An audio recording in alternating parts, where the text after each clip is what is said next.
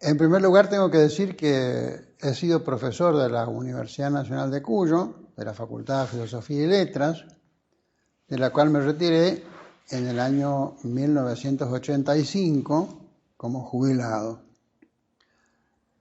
Que no hace mucho he sido designado profesor emérito de esa facultad, y con la cual he mantenido además permanente contacto, sobre todo a través de la formación de doctorados, que llevamos cerca de 15 tesis y doctorados llevadas adelante, casi todas aprobadas hasta este momento, con muy buenas calificaciones, con muy buen resultado, y que se ha creado, gracias a eso, un núcleo de trabajo fuerte en relación con la especialidad mía, que es la de, fundamentalmente, historia de las ideas en América Latina. Me parece importante también señalar que con decir historia de las ideas latinoamericanas no decimos todo, porque sucede que hay ciertos sectores importantes en el continente que no aceptan la expresión Latinoamérica, que no les gusta. Y no les gusta simplemente porque no son ni latinos, ni tampoco son americanos en el sentido que le puso Américo Vespucio, ¿no es cierto? O como si fuera un nombre de tipo de origen europeo. Me refiero concretamente a las comunidades indígenas que han ido adquiriendo cada vez mayor poder, mayor fuerza y han ido creciendo socialmente de una manera impresionante. El 40% de la población ecuatoriana es quichua y de otras comunidades indígenas no quichuas, como los shuar, por ejemplo. Bolivia es indígena o semi-indígena mestiza en un 80%. En el Perú pasa casi el mismo fenómeno, tal vez un poco menos, pero muy fuertemente. En Guatemala y en Honduras, en El Salvador, el porcentaje de población indígena es enorme. En algunos casos llega al 90%. Esa gente siguen hablando sus lenguas, tienen sus tradiciones. Y lógicamente entonces cuando van a la universidad y se encuentran con que se les enseña una historia de las ideas de América Latina, que en última instancia muchas veces no es nada más que un desarrollo de las ideas europeas en América Latina, se sienten molestos. Y dicen, bueno, no, eso está bien, eso se ha producido, eso existe. Todos hemos vivido las ideas europeas y las vivimos, las incorporamos como riqueza que nos pertenece también, como cualquier riqueza humana, ¿no es cierto? Pero también hay otras riquezas culturales que son olvidadas, descuidadas y que tienen una importancia considerable. Bueno, concretamente en este momento, en América Latina, hay más de 80 millones de seres humanos que no hablan castellano. Bueno, y las ideas entonces que provienen del mundo europeo, del mundo norteamericano, son bastante ajenas a sus propias tradiciones. Entonces la historia, por eso yo me trato de no usar exclusivamente la palabra América Latina. La palabra América Latina es su justificación.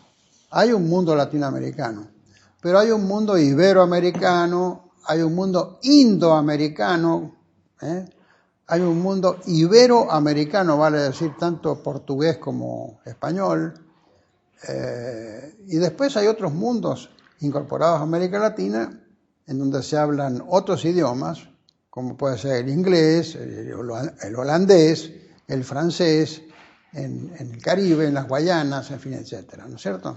Bueno, entonces, todo ese mundo abigarrado que se queda dentro de la bolsa América Latina, no queda bien expresado con el término. En función de eso, un grupo indígena bastante activo de Panamá propuso cambiar el término y denominar al continente Abya Yala. Abya Yala significa el continente en ese idioma.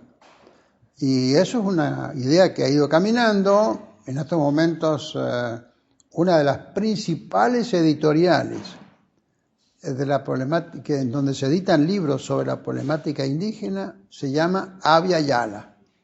¿Sí? Bueno, en fin, entonces también Abya Yala es legítimo, tanto como América Latina, en fin, etc. Entonces el estudiante, el estudioso del tema, tiene que tener en cuenta esa extrema diversidad y no reducir entonces la historia de las ideas a, por ejemplo, a estudiar qué pasó con el señor Descartes, cuándo apareció la primera referencia a Descartes en las universidades coloniales, cómo se lo discutió, qué pasa hoy con Descartes y qué sé yo, porque sería, bueno, está bien, es legítimo, totalmente legítimo, porque también Descartes es nuestro, aun cuando haya nacido en otro lado y su filosofía sea para los franceses filosofía francesa, pero también es nuestro, porque no hay nada del mundo de la cultura humana que nos sea ajeno y tenemos derecho a participar de todas las formas culturales de la vida humana.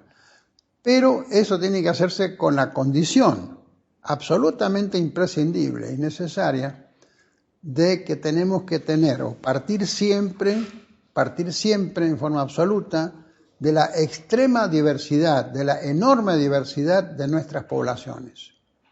Porque yo hablo de los indígenas, pero también están las poblaciones negras.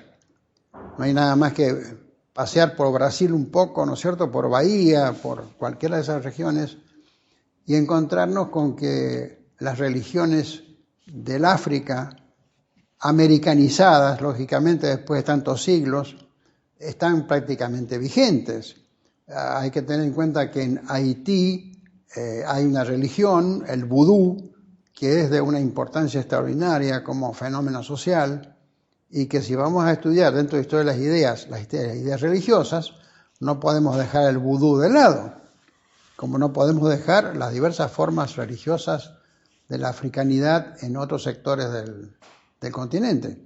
Y los africanos, o la población africana, no digo mal, al decir africano digo mal, la población negra americana, o los negros americanos, nuestros negros, ellos, son tantos como los indígenas. Entonces, este error, este desenfoque de ver lo americano nada más que desde lo europeo, desde las tradiciones clásicas de Occidente, ese error ha tenido un enorme desarrollo, desgraciadamente, en la República Argentina. Porque en nuestro país hay ciertos lugares, por ejemplo Buenos Aires, en que se consideran europeos. Y uno no sabe por qué. Porque resulta que les pasa lo mismo que les pasa a cualquier otro país de América Latina. Los explotan de la misma manera, los tienen sometidos de la misma manera, qué sé yo. Por donde se le busque, no hay ninguna diferencia entre lo que puede ser Haití y Buenos Aires. No hay diferencias en muchas cosas, por supuesto. Hay sectores de más miseria, de menos miseria, pero vayamos a los sectores suburbanos de Buenos Aires y veamos la miseria y vamos a ver que ahí también está Haití. Entonces, tenemos que tener una visión muy amplia de nuestra realidad.